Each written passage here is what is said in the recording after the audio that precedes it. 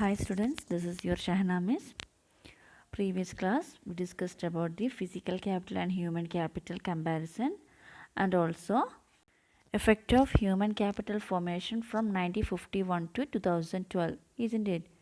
Today we are going to discuss India, emerging economic superpower and knowledge economy. India, emerging economic superpower and knowledge economy. അപ്പോൾ ഇത് എന്താണ് വളർന്നുകൊണ്ടിരിക്കുന്ന അല്ലേ ലോകത്തിൽ ഇങ്ങനെ വളർന്നുകൊണ്ടിരിക്കുന്ന സാഹചര്യത്തിൽ ഇന്ത്യയുടെ പെർഫോമൻസ് എങ്ങനെയാണ് അല്ലേ economic super power economic condition എന്താണ് ഇതൊക്കെയാണ് നമ്മൾ ചർച്ച ചെയ്യാൻ പോകുന്നത്. In recent years India's growth rate has substantially improved. India is now the second fastest growing major economy in the world.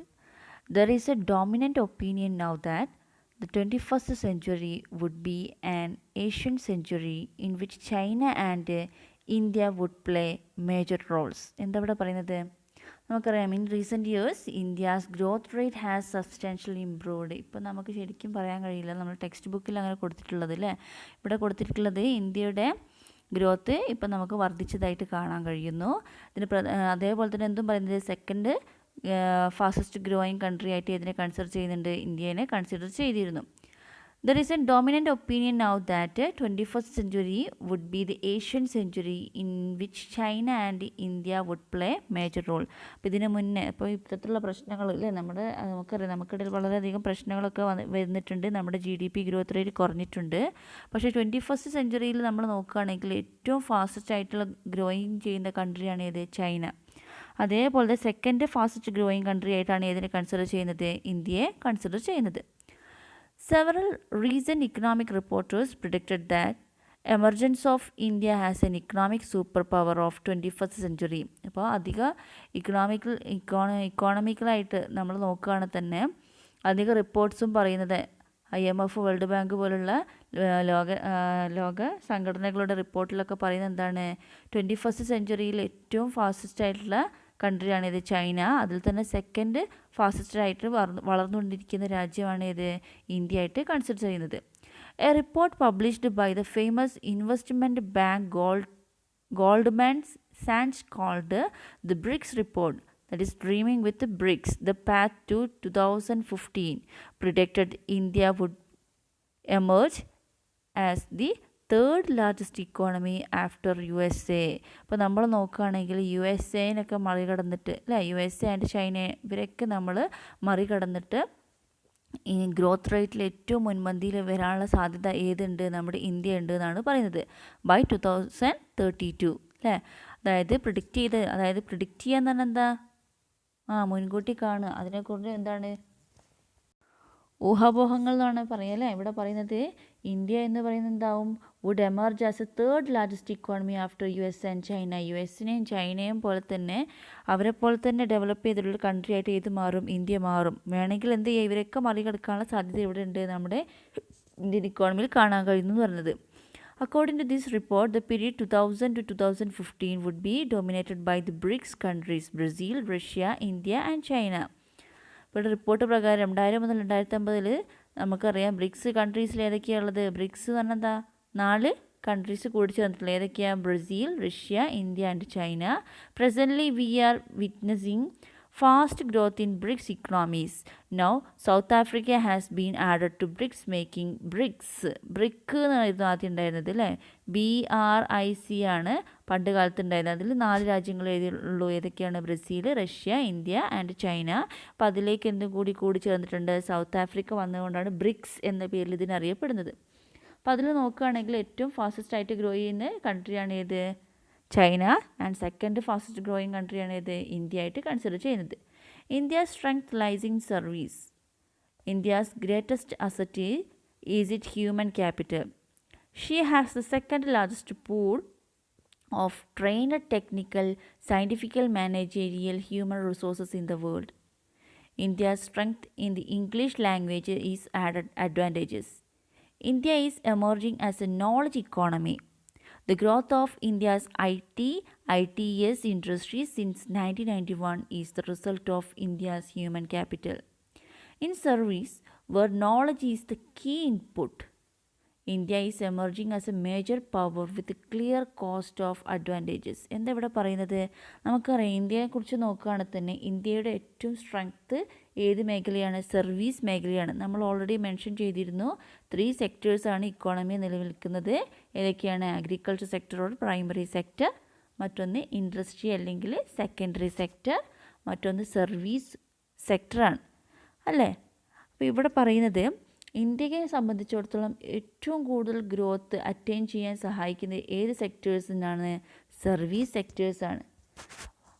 അതേപോലെ തന്നെ ഇന്ത്യയെ സംബന്ധിച്ചിടത്തോളം നോക്കുകയാണെങ്കിൽ second largest pool of trained technical scientifical managerial human resources, അതായത് educated ആയിട്ടുള്ള technical വശങ്ങളുള്ള scientifical മാനേജറിയലിലൊക്കെ ഏറ്റവും important ആയിട്ടുള്ള ലോകരാഷ്ട്രങ്ങൾ നോക്കുകയാണെങ്കിൽ ഏറ്റവും റിസോഴ്സ്ഫുൾ ആയിട്ടുള്ള, ഏറ്റവും എന്താ പറയുക, സ്ട്രെങ്ത്ഫുൾ ആയിട്ടുള്ള ഹ്യൂമൻ എവിടെ കാണാൻ കഴിയുന്നത്? ഇന്ത്യയിലാണ് എന്ന്. ഫസ്റ്റ് ഇവിടെ കൊടുത്തിരിക്കുന്ന അമേരിക്കയ്ക്ക് ശേഷമാണ് ഇവിടെ പറയുന്നത് കേട്ടോ. India strength in the English language is added as advantages. ഇന്ത്യയിലെ ജനങ്ങൾക്ക് ഇത്ര അധികം എഡ്യൂക്കേഷൻ കിട്ടാനുള്ള, അതേപോലെ ഹയർ ജോബ് അറ്റൈൻ ചെയ്തെടുക്കാനുള്ള കാരണമായിട്ട് പറയുന്നത് ഇന്ത്യയിലെ ജനങ്ങൾക്ക് ഇംഗ്ലീഷ് അനായാസമായിട്ട് എന്ത് ചെയ്യാൻ പറ്റുന്നു? ഉപയോഗിക്കാൻ കഴിയുന്നത് കൊണ്ടാണ്. മറ്റൊന്ന് പറയുന്നത് growth of India's ITS industry since 1991 is result of India's human capital. ഇന്ത്യയുടെ IT മേഖലയിലൊക്കെ വളരെയധികം വികസനം ഉണ്ടാവാനുള്ള പ്രധാനപ്പെട്ട കാരണമായിട്ട് എന്താ പറയുന്നത്? മാനുഷിക മൂലധനം, അതായത് ഹ്യൂമൻ ക്യാപിറ്റൽ എന്താണ്? അത്രയും പവർഫുൾ ആയതുകൊണ്ടാണ്. In service where knowledge is the key input, that is knowledge intensive production, India is emerging as a major power with a clear cost of advantages. Service സെക്ടറിലാണ് ഏറ്റവും കൂടുതൽ നമുക്ക് ഗ്രോത്ത് അല്ലെങ്കിൽ നമുക്ക് ഏറ്റവും കൂടുതൽ വരുമാനം കിട്ടുന്നതെന്ന് പറഞ്ഞു അല്ലേ? അപ്പോൾ അതിനുള്ള പ്രധാനപ്പെട്ട കാരണം എന്താണ്? നോളജ് ഇൻറ്റൻസീവ് പ്രൊഡക്ഷൻ, അതായത് നമ്മൾ ബുദ്ധിപൂർവ്വം ചിന്തിച്ചാണ് പ്രവർത്തിക്കുന്നത്. നമ്മുടെ എഡ്യൂക്കേഷനൊക്കെ നമ്മൾ ഉപയോഗിച്ചിട്ട് അത്രയ്ക്കും എന്താണ് ഹൈലി തിങ്ക് ചെയ്തിട്ടും നമ്മുടെ ബുദ്ധിയും മറ്റും പരമാവധി യൂസ് ചെയ്തിട്ടാണ് നമ്മൾ എന്ത് ചെയ്യുന്നത്? പലതരത്തിലുള്ള പ്രവർത്തനങ്ങൾ ഇവിടെ കാഴ്ചവെക്കുന്നത്, ഇക്കോണമിയിൽ കാഴ്ചവെക്കുന്നതെന്ന്. In a recent report, the World Bank argued that India should make a transition to knowledge economy. India's vast qualified human resources, science and technology, infrastructure, and democratic political systems are her strong points. അപ്പോൾ ഇത്രയധികം ഉയർന്നു വരാൻ, ഇന്ത്യയിലുള്ള ജനങ്ങൾ അത്രയധികം ഉയർന്നു വരാനുള്ള പ്രധാനപ്പെട്ട കാരണമായിട്ട് വേൾഡ് ബാങ്ക് പറയുന്ന എന്തൊക്കെ കാര്യങ്ങളാണ്? വാസ്റ്റ് ക്വാളിഫൈഡ് ഹ്യൂമൻ റിസോഴ്സസ്, ഇന്ത്യയിലുള്ള ജനങ്ങളുടെ സംബന്ധിച്ചിടത്തോളം they are highly qualified, educational qualification ഉള്ളവരാണ് ഏത്? ഇന്ത്യയിലുള്ള ജനങ്ങൾ എന്ന് പറയുന്നത്. Science and technology and infrastructure and democratic political systems are strong point ആയിട്ട് പറയുന്നത്. ശാസ്ത്ര സാങ്കേതിക രംഗത്തൊക്കെ അതേപോലത്തെ അടിസ്ഥാന സൗകര്യങ്ങളുടെ കാര്യത്തിലൊക്കെ എന്തായിട്ടുണ്ട്? വളരെയധികം പുരോഗതിയാണ് ഇവിടെ കാണാൻ കഴിയുന്നത്, ഇന്ത്യയിൽ കാണാൻ കഴിയുന്നത്. This will facilitate India's emergence as A knowledge economy. അപ്പോൾ ഇതൊക്കെ എന്തിന് കാരണമാകുന്നു? ഇന്ത്യയെ നോളജ് ഇക്കോണമി, അറിവിൻ്റെ സമ്പദ് വ്യവസ്ഥയായിട്ട് മാറ്റാൻ സഹായിക്കുന്നു. മനസ്സിലായോ? ജസ്റ്റ് ഇത് മനസ്സിലാക്കി പോയാൽ മതി കേട്ടോ. അതൊന്നും ക്വസ്റ്റ്യൻ അങ്ങനെ വരാറില്ല. മറ്റൊന്ന് വരുന്നത് human capital and human development. മറ്റൊരു ടോപ്പിക്കാണ് human capital and human development. മാനുഷിക മൂലധനവും മാനുഷിക വികസനവും. Investment in education and health lead to human development. നമുക്കറിയാം, നമ്മൾ ഏറ്റവും കൂടുതൽ എഡ്യൂക്കേഷനും ഹെൽത്തിനും നമ്മൾ ഇമ്പോർട്ടൻ്റ് കൊടുക്കുകയാണെങ്കിൽ തന്നെ അതെന്തിലേക്ക് നയിക്കുന്നു? നമ്മുടെ ഹ്യൂമൻ ഡെവലപ്മെൻറ്റിലേക്ക് നയിക്കുന്നു. അതേപോലെ investment in education and health lead to higher productivity. നമ്മൾ എഡ്യൂക്കേഷനും ഹെൽത്തിലും നമ്മൾ കൂടുതലായിട്ട് ഇൻവെസ്റ്റ് ചെയ്യുമ്പോൾ നമുക്ക് എന്ത് കിട്ടുന്നു? നല്ല ഹ്യൂമൻ പവറുള്ള പേഴ്സൺസിനെ കിട്ടുന്നു. അതേപോലെ ഹൈ പ്രൊഡക്ടിവിറ്റി, അല്ലേ? അത്രയും ക്വാളിഫൈഡ് ആയിട്ടുള്ള ജനങ്ങൾ നമ്മുടെ കൈവശം ഉണ്ടെങ്കിൽ സ്വാഭാവികമായിട്ടും നമുക്ക് എന്ത് ചെയ്യുന്നു? നമ്മൾ ഏതെങ്കിലും കാര്യത്തിൽ ഇൻവെസ്റ്റ് ചെയ്യുകയാണെങ്കിൽ അവിടെ സ്വാഭാവികമായിട്ട് എന്ത് ചെയ്യുന്നു? ഹയർ പ്രൊഡക്ടിവിറ്റി, നമുക്കതിൽ നിന്ന് കിട്ടുന്ന റിസൾട്ടും എങ്ങനെയായിരിക്കും? വളരെ നല്ല രീതിയിലായിരിക്കുന്നു. Improvement in education and health is desirable in themselves. It improve human welfare. അപ്പോൾ എല്ലാ തരത്തിലുള്ള സൗകര്യം കിട്ടിക്കഴിഞ്ഞാൽ അവൻ എന്ത് ചെയ്യുന്നു? എഡ്യൂക്കേഷൻ കിട്ടുന്നു, ഹെൽത്ത് ഫെസിലിറ്റീസ് ഉണ്ടാകുന്നു, സ്വാഭാവികമായിട്ട് അവൻ എന്ത് ചെയ്യുന്നു? ഹ്യൂമൻ വെൽഫെയർ എന്ന് പറഞ്ഞാൽ എന്താ? ക്ഷേമം, അല്ലേ? മാനുഷിക ക്ഷേമത്തിനും ഇത് വഴിയൊരുക്കുന്നു. Hence modern economies give a lot of importance to education and health. അതുകൊണ്ട് തന്നെയാണ് എന്ത് ചെയ്യുന്നത്, മോഡേൺ ഇക്കോണമിയിൽ ഏറ്റവും കൂടുതൽ ഇമ്പോർട്ടൻസ് എന്തിനു കൊടുക്കുന്നത്, ഹെൽത്തിനും എഡ്യൂക്കേഷനും കൊടുക്കുന്നത് അല്ലേ. അപ്പോൾ നമ്മൾ ഓരോരുത്തരെ നോക്കുകയാണെങ്കിൽ തന്നെ നമുക്ക് മസ്റ്റായിട്ട് നമ്മളെ പേരൻസ് നമുക്ക് എന്ത് തരുന്നുണ്ട്, എഡ്യൂക്കേഷൻ തരുന്നുണ്ട് അല്ലേ. അപ്പോൾ ഇതൊക്കെ തരാനുള്ള കാരണം എന്താണ്, അതാണ് എന്ത് ചെയ്യുന്നത്, ഹ്യൂമൻ ഡെവലപ്മെൻറ്റിലേക്ക് നയിക്കുന്നത് എന്ന്. മനസ്സിലായോ? ഇതൊക്കെ ജസ്റ്റ് മനസ്സിലാക്കി പോയാൽ മതി കേട്ടോ. മറ്റൊരു ടോപ്പിക്കാണ് human capital formation in India great prospects. Human capital formation എങ്ങനെയാണ് ഇന്ത്യയിലുള്ളത് നമുക്ക് നോക്കാം. Human capital formation is the result of investment in education, health, on the job training, migration and information. നമ്മളിതൊക്കെ പറഞ്ഞു കഴിഞ്ഞതാണല്ലേ. Both public and private institution exist in education and health, but a major part of investment in education and health comes from government. Central, state and local government make investments. Primary education and healthcare are areas in which market mechanism does not function effectively. Therefore, the government play the important role in areas where the private sector plays a role.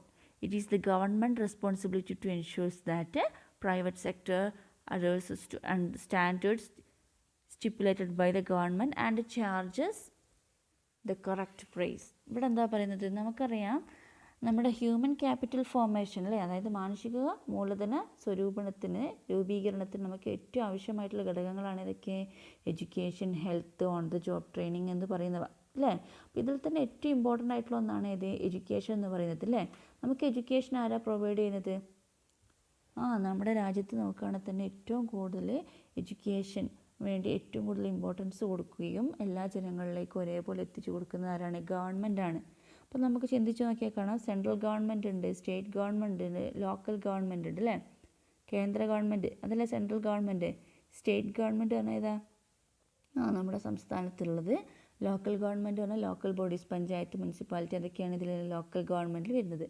അപ്പോൾ ഇവരൊക്കെ എന്ത് ചെയ്യുന്നുണ്ട്, നമ്മുടെ എഡ്യൂക്കേഷന് importance ഒരേപോലെ കൊടുക്കുന്നുണ്ട്. അതേപോലെ തന്നെ എന്തുകൊണ്ട്, primary education and health care are the areas in which market mechanism does not function effectively. അതായത് ഏറ്റവും കൂടുതൽ നമുക്ക് വിദ്യാഭ്യാസ സൗകര്യങ്ങളൊക്കെ തരുന്നുണ്ട് government.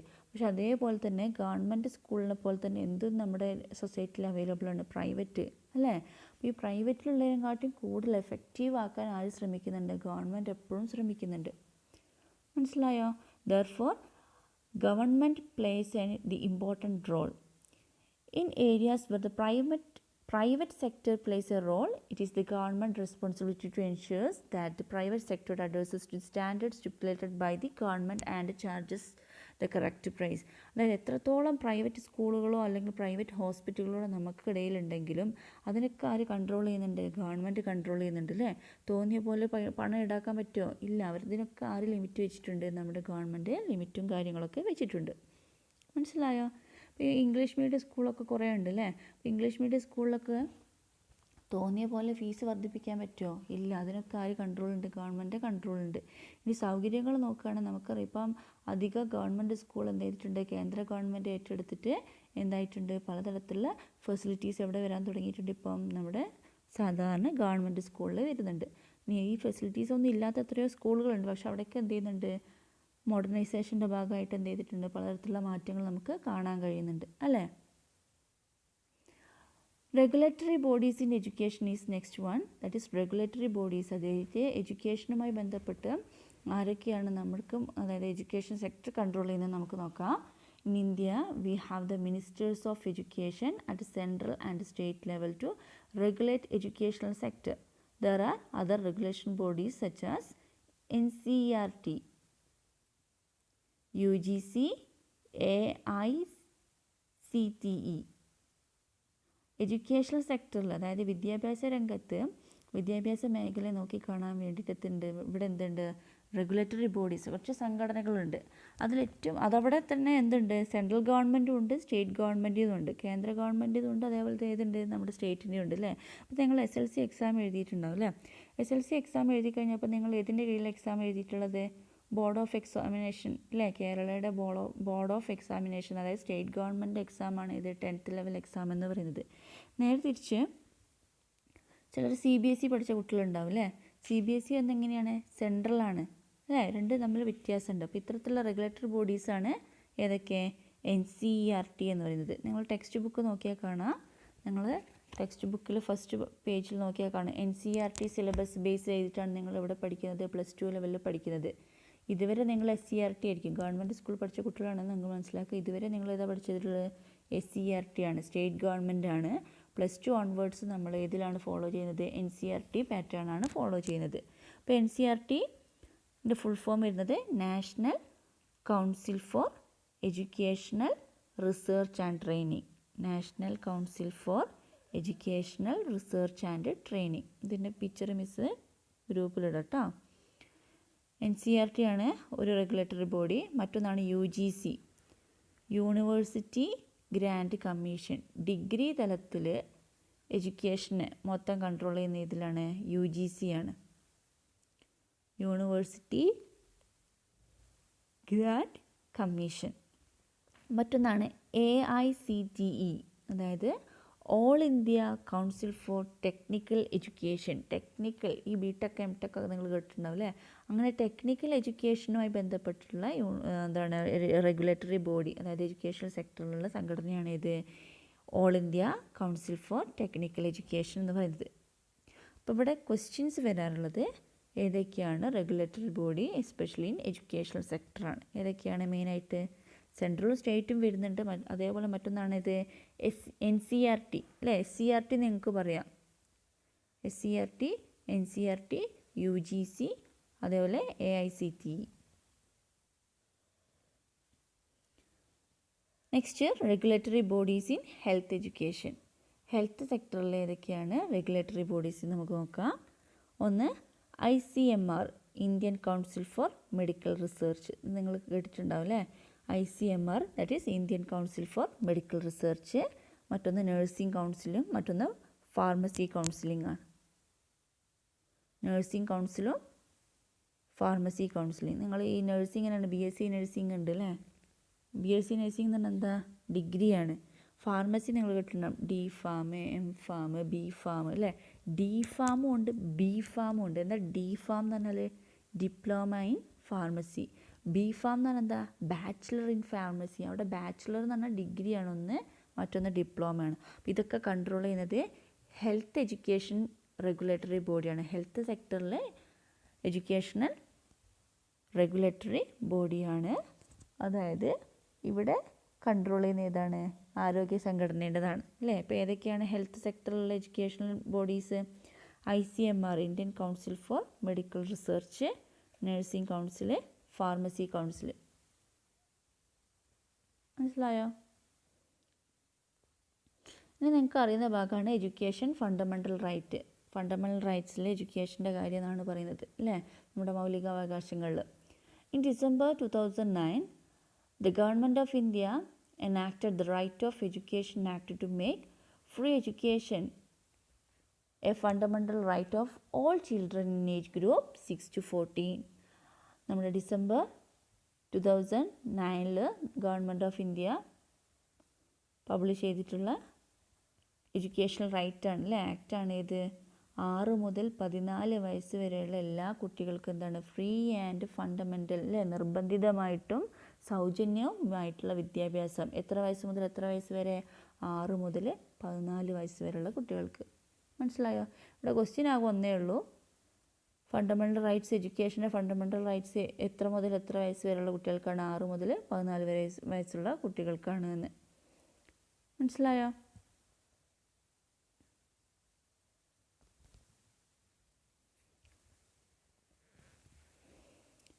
Growth in government expenditure on education. Government expenditure in എഡ്യൂക്കേഷനാണ് അടുത്ത് നോക്കാനുള്ളത്. Growth in government expenditure on education. The government spent lot of money on education. This expenditure is expressed in two ways. First one, as a percentage of total government expenditure. This indicates the importance the governments give to education. And next one is as a percentage of GDP. This indicates how much of our income is spent on education. അപ്പോൾ ഇവിടെ government എന്ത് ചെയ്യുന്നുണ്ട്, നമ്മുടെ എഡ്യൂക്കേഷന് വേണ്ടി പലതരത്തിലുള്ള ചിലവുകൾ വഹിക്കുന്നുണ്ട്. അപ്പോൾ 2 തരത്തിലുള്ള ചിലവായിട്ടാണ് നമ്മൾ ഇതിനെ എക്സ്പ്രസ് ചെയ്യാനുള്ളത്. ഒന്നാമത്തെ പറയുന്നതാണ് as a percentage of total government expenditure. Government എത്ര രൂപയാണോ ഇക്കോണമിയിൽ ചിലവാക്കിയിട്ടുള്ളത് അതിൻ്റെ ശതമാനക്കണക്കിലാണെന്ന് പറയുന്നത്. മൊത്തം ചിലവിൽ എത്ര ശതമാനമാണ് എഡ്യൂക്കേഷൻ സെക്ടറിൽ സ്പെൻഡ് ചെയ്തിട്ടുള്ളത് എന്ന്. നെക്സ്റ്റ് വൺ, സെക്കൻഡ് വൺ ആണ് as a percentage of GDP. This indicate how much of our income is spend on education. GDP എന്ന് പറയുന്നത് നമ്മുടെ ഗ്രോസ് ഡൊമസ്റ്റിക് പ്രൊഡക്റ്റ് ആണ്. അതായത് നമ്മുടെ വരുമാനത്തിൽ എത്ര വരുമാനമാണ് നമ്മൾ എഡ്യൂക്കേഷന് വേണ്ടിയിട്ട് ചിലവാക്കിയിട്ടുള്ളതാണ് സെക്കൻഡ് മെത്തേഡ്.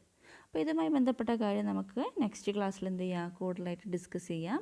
അപ്പോൾ ഇന്നടുത്ത ചാപ്റ്റേഴ്സിൽ മെയിനായിട്ട് നമുക്ക് പഠിച്ചു വെക്കേണ്ടത് ഏതൊക്കെയാണ് educational bodies, especially medical bodies ഏതൊക്കെയാണെന്നും അതേപോലെ തന്നെ എഡ്യൂക്കേഷൻ്റെ ഫണ്ടമെൻ്റൽ റൈറ്റ്സ് ഏത് വർഷമാണ് വന്നിട്ടുള്ളത്, ഇത്രയും കാര്യങ്ങളാണ്. മനസ്സിലായോ? ഡൗട്ട് ഉണ്ടെങ്കിൽ ചോദിച്ചോളൂ കേട്ടോ. ഈ ഭാഗമൊക്കെ ജസ്റ്റ് ഒന്ന് വായിച്ചു നോക്കിയാൽ മതി. ഇമ്പോർട്ടൻ്റ് ആയിട്ടുള്ളത് ആ പേരുകൾ മാത്രം പഠിച്ചു വെക്കുക. Okay, so thank you so much.